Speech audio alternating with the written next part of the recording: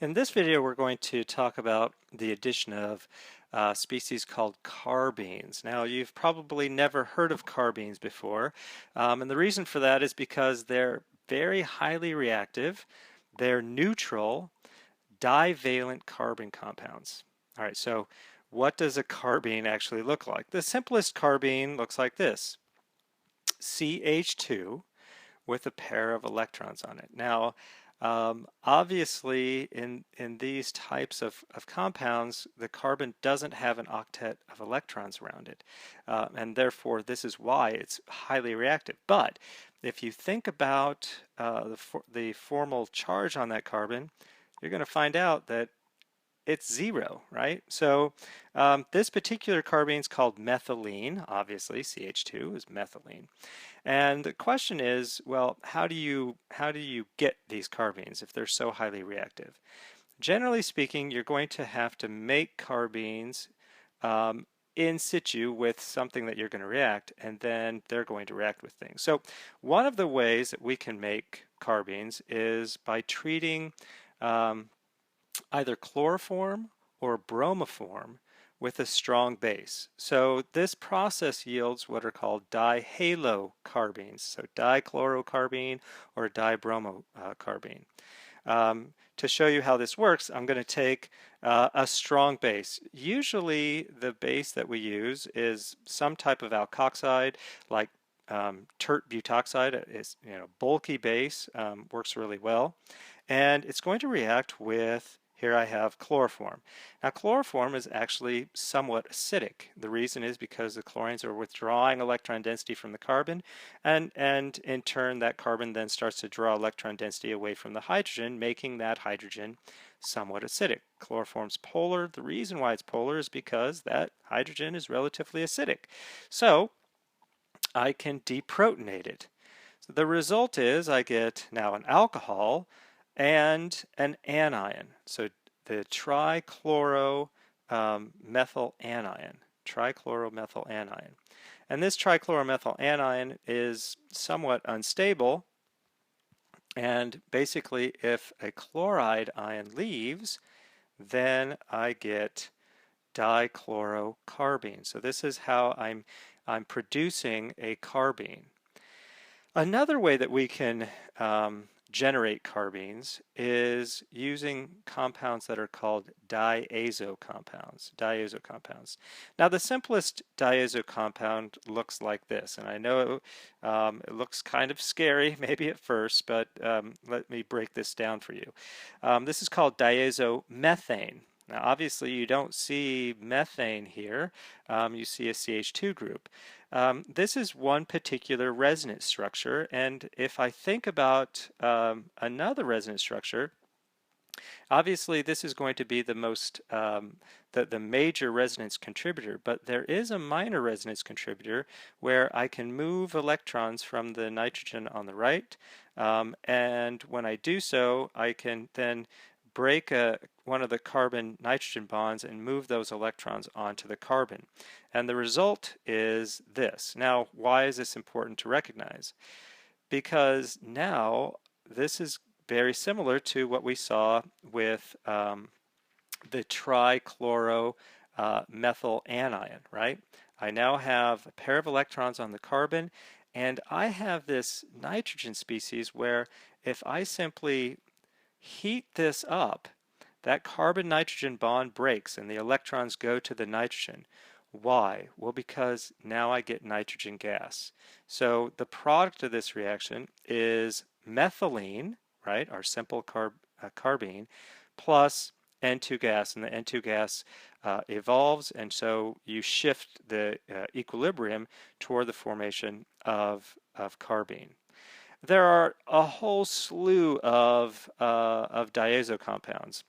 Here is diazocyclopentadiene, and this is typically the way it's drawn. And you need to be able to recognize the Lewis structure of these diazo compounds. It makes it a lot easier. So whenever you see a diazo compound, oftentimes, when I see diazo compound, I rewrite it, right? I rewrite the whole Lewis structure to kind of show me what's going on, right? So this is the Lewis structure of diazocyclopentadiene.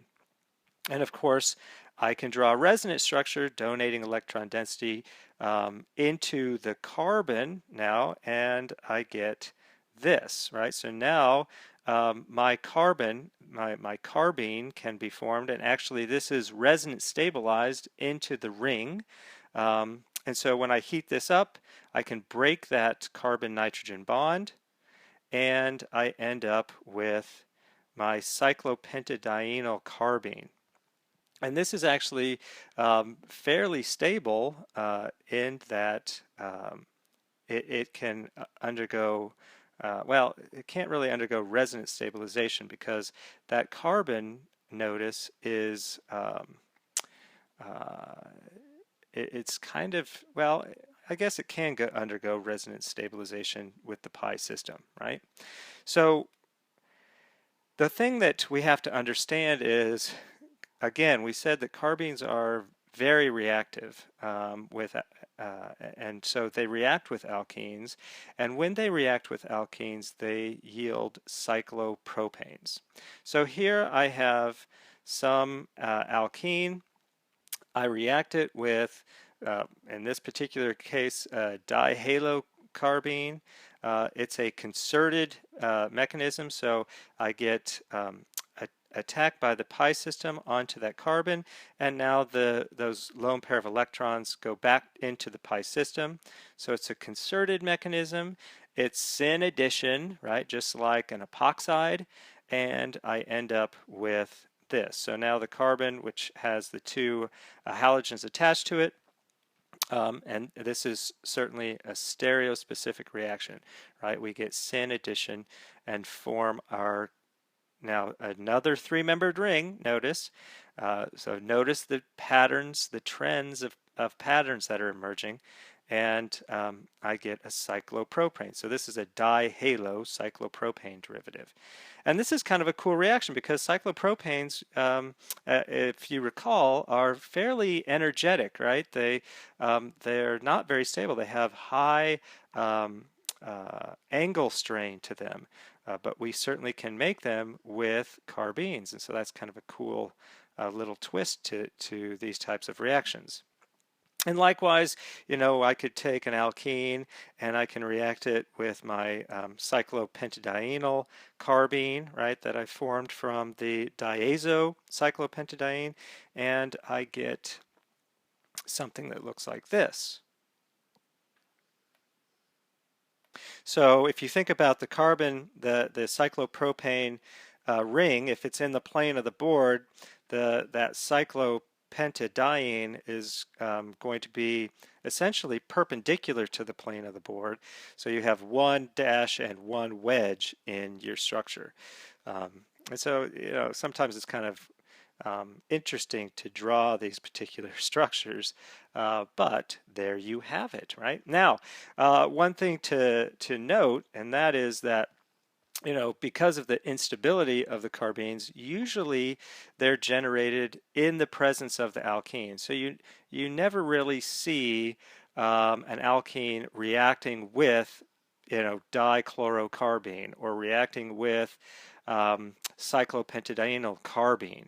You see the alkene reacting with chloroform or bromoform in the presence of the base.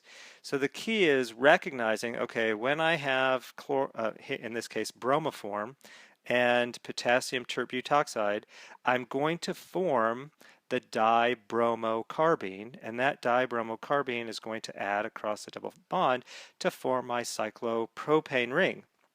And I have to remember that there's two bromines that are going to be attached. So this is the product of that reaction, right? So here's another example.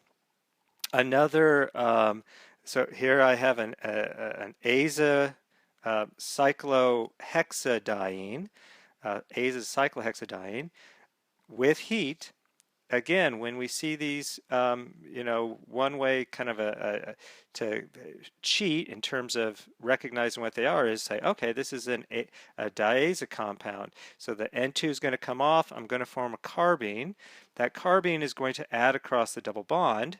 And what does it look like? Well, notice I'm going to form my three-membered ring, and now that carbon still has that cyclohexadiene attached to it, and the structure looks like this. Now, obviously, that is going to be perpendicular to the plane of the board, so if I wanted to draw one of them as a wedge and one of them as a dash, I certainly could do so.